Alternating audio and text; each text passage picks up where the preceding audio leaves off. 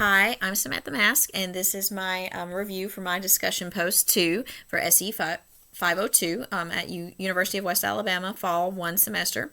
So in this discussion post, we were discussing speech and language disorders and how they are assessed within the classroom or educational setting, and how easily are those assessments implemented, and how efficiently are they implemented, and also what are some setbacks of these or limitations of these assessments. So if you're unfamiliar with what this is referring to, students who are identified with speech and language disorders have to go through proper channels to receive that identification. Usually that process begins with their general education teacher, so their teacher that they have a majority of the day who teaches most of their instruction.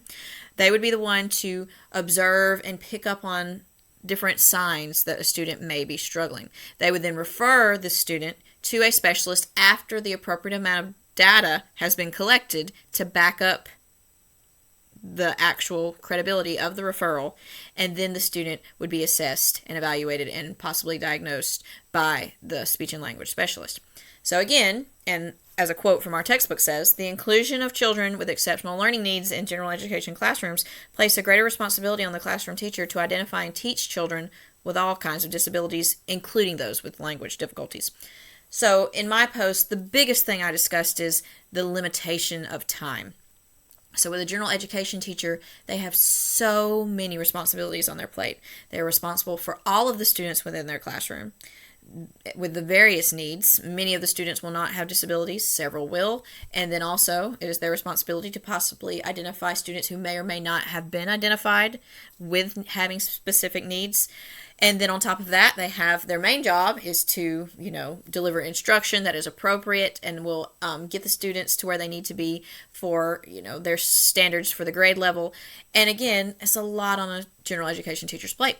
And there are many, many assessments and many different ways to collect data to prove that a student needs a referral for a evaluation for speech and language disorder. Of these, and that I mentioned in my post, are classroom-based observations, language elicitation tasks, ecological assessments, and universal screeners. And again, the biggest setback with all of these is how much time does it take to get these things done. So for example, classroom-based observations, you have to take very specific and very focused observations of one particular child. And so as a general education teacher, it's hard to find time to single out this one child for you to make careful observations. So not just I'm kind of watching as I'm teaching. No, you need to make careful observations, jot down the data that you're collecting in order to develop enough to prove that you think the child has a possible issue with speech or language.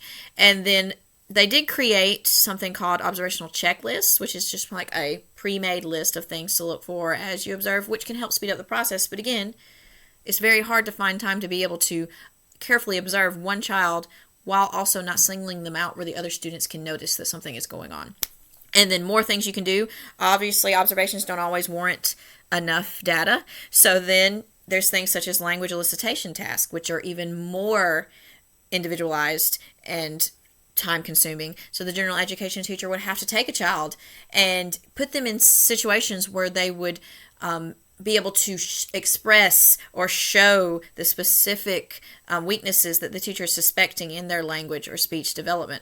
And again, when you are responsible for so many students, so many different things about that student, it is very hard to find the time to be able to do things like this. And in my personal opinion, schools that are most effective in identifying, diagnosing, and assisting students with issues such as speech and language disorders are those who have the resources and the funds to provide interventionists. So if you're not aware of who interventionists are like the level between the general education teacher and the specialist. So they are not specializing in a specific disability, and they're not responsible for every single student. They're kind of in the middle. So if a general education teacher suspects that a student may have a speech or language disorder, they can collect what data that they can, but then they could also refer that child to an interventionist who could then step in and do these observations, do these different assessments, and then help the general education teacher collect the data, which would then be typed up, formally documented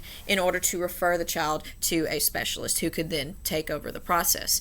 And so again, the issue is, though, in a higher level, most educational institutions don't have the funds to pay for an additional employee such as an interventionist.